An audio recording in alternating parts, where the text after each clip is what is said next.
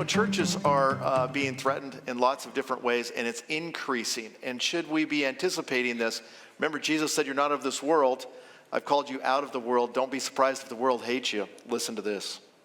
Abby, first of all, thank you for talking about this issue. We have seen a significant, sharp increase in attacks on Christians and churches. Bishop Robert Barron put the number, I believe, at over 700%. The Family Research Council said last year there were 383 attacks on churches. And so I think that it's important to recognize that people of faith, as they have for thousands of years, are being persecuted, and Christians in particular. In this particular case, Dr. West, I agree with you. We live in a society and a world with sin and wickedness. We just have to recognize that there are a number of factors that could go into why these individuals are launching these attacks, and there's not probably one single thing that we can point to, Abby. Well, we know the world's going to hate us.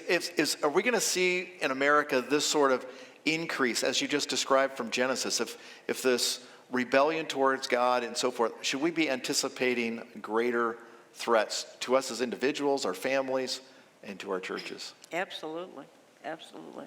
I mean, lawlessness and violence, if that's the days of Noah that are coming back, I think we're in the midst of them, absolutely.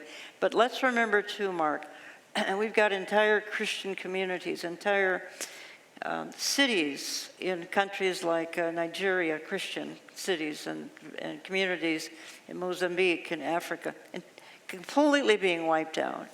So it's not just in America. I mean, Christians, people of the book, quite frankly, Jews and Christians, are the ones coming under the gun, literally. But we're speaking here specifically of Christians.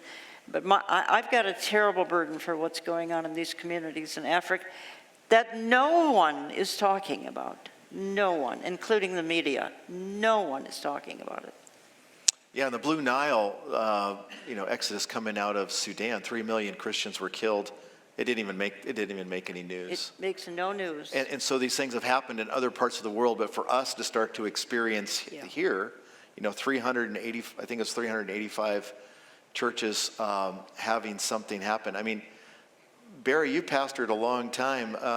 30 years ago, did you anticipate, any problems at church like you're anticipating and having to, have security for and things like this? That would never even cross anybody's mind 30 years ago. Why do we need a security team like we have today? A trained and armed security team is the norm today. Yeah.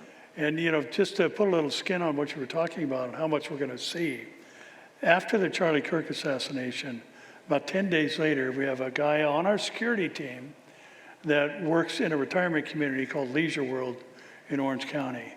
And as he was going about his daily rounds, he found a gem bag with 2 AR-15s, 6 handguns, and a dozen pipe bombs outside of a church inside of Leisure World. So is it coming here? Oh, there's no question about it. How much we're going to see, we've seen God allow radical persecution of the church in time past, but I think one important thing to make note of is that's not God's wrath. That's man's wrath. We will not see any of God's wrath, but we will see the increase in hatred for Jews and Christians in the last days.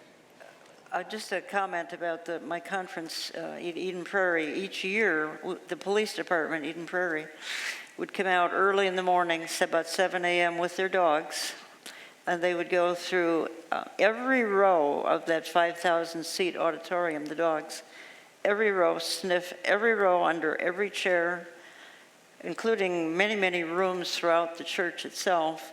I mean, this is the kind. Would you have done this 30? I can't imagine. Those are bomb dogs, so they were checking. Correct. For the safety and security of everyone. Yeah, there. but this was standard practice. So we went through every year in Eden Prairie. Yeah. This is the new normal. In other words, we've got bomb sniffing dogs. I mean, for that matter, we could do that here as well. But it was a necessity.